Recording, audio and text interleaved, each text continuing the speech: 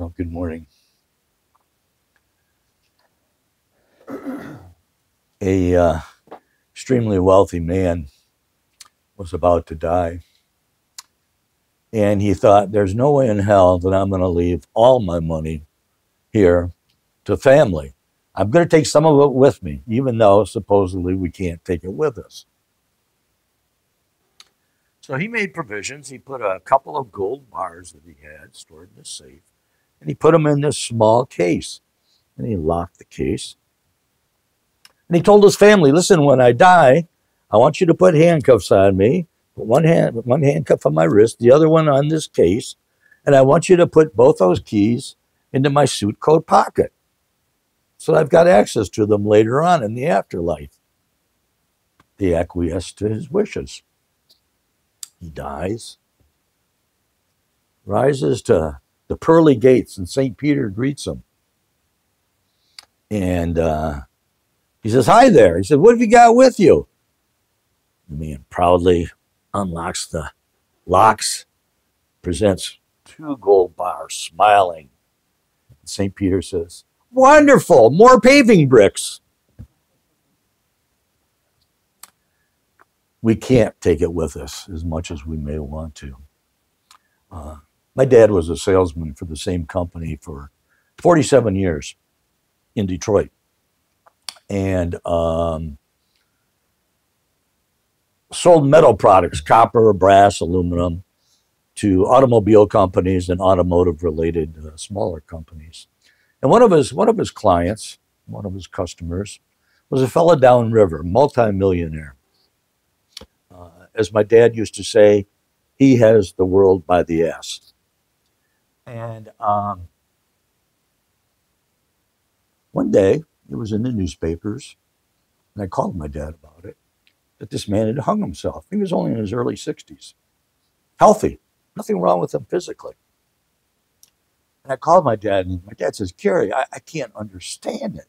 This guy had everything." He said he's a millionaire. He said he had a big house. He had a boat. He had fancy cars. He had everything he could possibly want. Why would he kill himself? And I tried to explain to my father that money isn't everything. But my dad wasn't having that argument.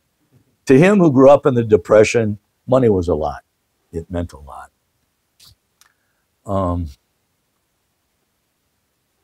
I happened to be driving the other day, coming back from the grocery store, and Led Zeppelin, "Stairway to Heaven" was playing. And she's buying a stairway to heaven. I'm not Robert Plant, but you guys know the song. And who is it that's buying a stairway to heaven? The lady that thinks that all that glitters is gold. And she's going to find her happiness in material wealth in this life right now. It's not unlike the prosperity gospel right now that people like Joel Osteen and these televangelists preach. Follow the good news of Christ. Send us some of your money. You'll be blessed with wealth in this life. Forget about the Sermon on the Mount or the Sermon on the Plain about doing good for others. It's all about wealth and money in the here and now. So this got me to thinking after I heard "Stairway to Heaven," just a few cursory ideas that I had about the concept of heaven, including in Buddhism. I think most people, when they hear the word heaven, at least me, just because of the way I was raised in a strong Lutheran tradition, and God is out there somewhere. Heaven is somewhere out there. Heaven is not here. Heaven is out there. And it's especially a place that hopefully you'll visit after you die, as opposed to the underworld and hell, where those who aren't as good may go. And I think a lot of people have the idea of concept being spatially out there, especially after you die. Well, in the Hebrew Bible, the Christians' Old Testament, it really doesn't say much about the concept of heaven. Primarily, it talks about Sheol. Sheol, or as the Greeks interpreted it in the New Testament, Hades. And it's a place where you kind of go to rest. And they really don't talk too much about an afterlife. It's just, you're alive, you try and do good. In Judaism, it's a mitzvah, you do good deeds, and you die, and you rest. There may be a resurrection sometime in the future. There may not be. But it's not stressed very much. It's not detailed very much. And even in the New Testament, it's not detailed very much. Although there's a little bit more suggestion added. In the Gospel of Matthew, the first gospel in the New Testament, Jesus always talks about the kingdom of heaven. Now, in Mark and Luke and in John, Jesus doesn't talk about the kingdom of heaven. The writers have him talking about the kingdom of God. And most people think the idea is similar. However, Matthew was Jewish, and you didn't mention the word God. You didn't use the word God, Yahweh, in everyday language. So there's a suspicion that the reason that Matthew wrote down that Jesus said kingdom of heaven was because of the fact that Matthew was Jewish, and he wanted to honor the name of God. There are others, though, who would suggest, theologians who would say that no, Jesus in Matthew is not talking about a place. He's talking about a process, heaven on earth. It is a process where each and every human being, if they love God and love their neighbor as themselves, they develop a kingdom right here and now. And the riches, the spiritual riches, not the monetary riches, befall you if you behave accordingly and develop your character and live an ethical, moral life. Well, Buddhism is not exactly unlike that.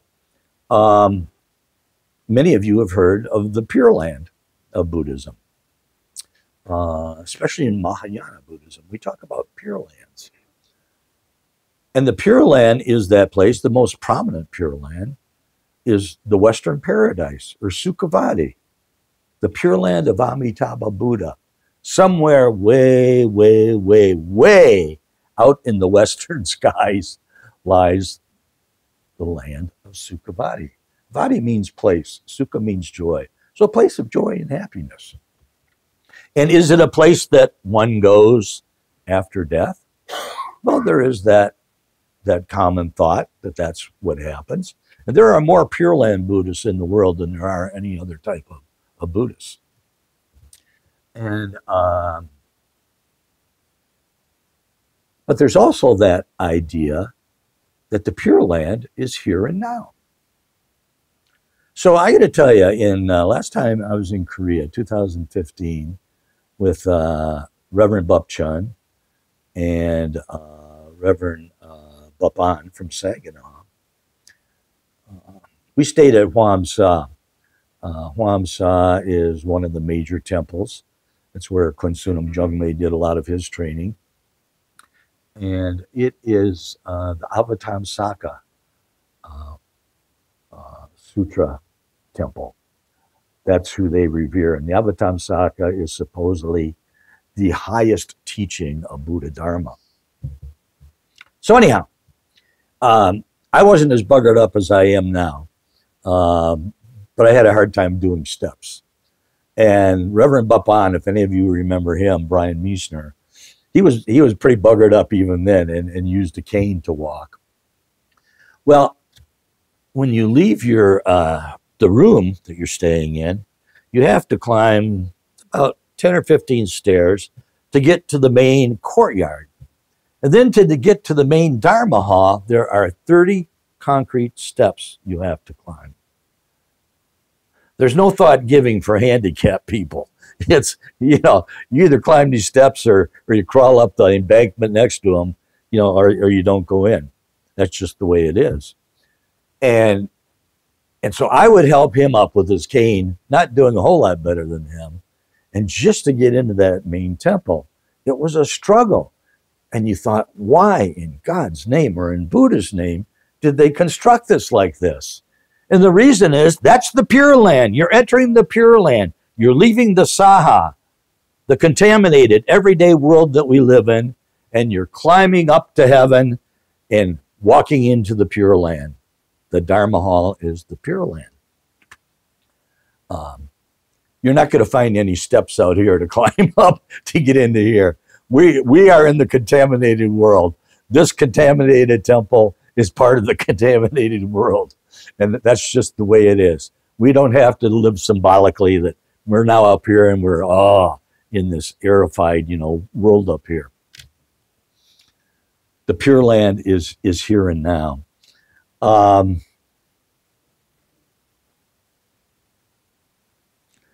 Some of you may have read the Divine Comedy, Dante's Inferno, Purgatorio, and Paradiso. We had to read a couple of those when I was in high school, and I read the other one in college. And, heaven and purgatory and hell are places. They're down below, they're here on the earth, and they're up above. Our Pure Land, our heaven, our hell, our purgatory is all here and now. This is it right here. And we don't have to argue with other people about who agree differently than us or may see things differently than us. I was thinking this week, perspective. Perspective is really a big thing. As I was driving back from the grocery store and I heard Plant do Stairway to Heaven, I'm thinking, my God, perspective. As I'm right here driving down Campbell, heaven's up there, and I can see this Stairway to Heaven going up there. And hell's down below. But just imagine if I were floating around in interstellar space. Where's up? Where's down? Where's right? Where's left? There's just all these stars and planets everywhere. It doesn't matter how you're situated. There's no up or down. It's just right here, right now. So I want you to listen to a reading I've got here. This is from a book, Pure Land Zen, Zen Pure Land. The two of these traditions go hand in hand like a glove over a hand.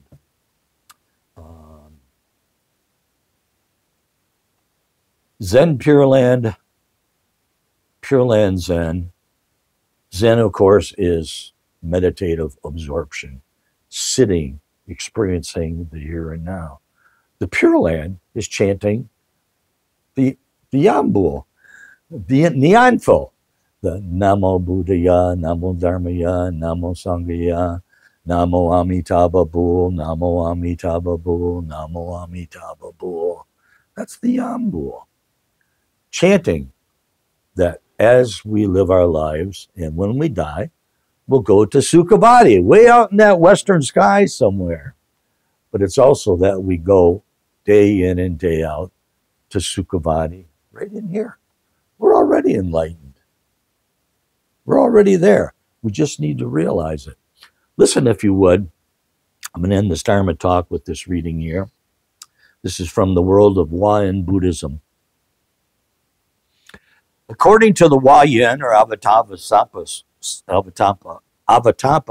Avatamsaka school, every belief represents a vision of the truth, as seen from a particular standpoint.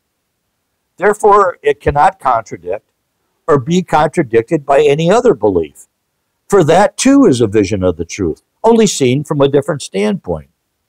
Nor can a given standpoint be right or wrong in itself, since on the one hand, from this conventional point of view, being partial and limited by definition, it can't be the whole truth. While on the other hand, from the ultimate point of view, it simultaneously includes all other standpoints, and so cannot be less than the whole truth.